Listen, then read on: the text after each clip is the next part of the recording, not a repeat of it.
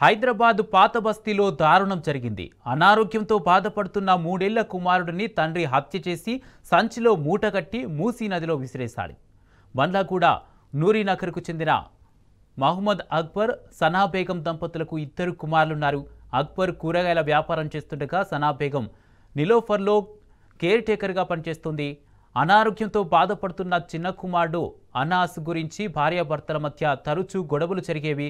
దీంతో కుమారుడు అనాస్ను చంపాలని తండ్రి నిర్ణయించుకున్నాడు.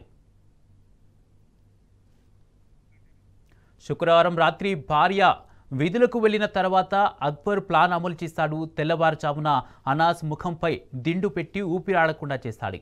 మృతదేహాల్ని సంచిలో కుక్కి బైక్పై తీసుకువెళ్లి నయాపూల్ బ్రిడ్జ్ మీద నుంచి మూసీలో విసిరేశాడు. ఉదయం ఇంటికి తిరిగి వచ్చేసరికి అనాస్ కనిపించకపోవడంతో తల్లి సనా బేగం పోలీసులకు ఫిర్యాదు చేసింది. పోలీసుల విచారణలో కొడుకు అనాస్ను తానే హత్య చేసినట్లు తండ్రి అక్బర్ ఒప్పుకున్నాడు. అనాస్ మృతదేహం కోసం పోలీసులు గాలింపు చర్యలు చేపట్టారు.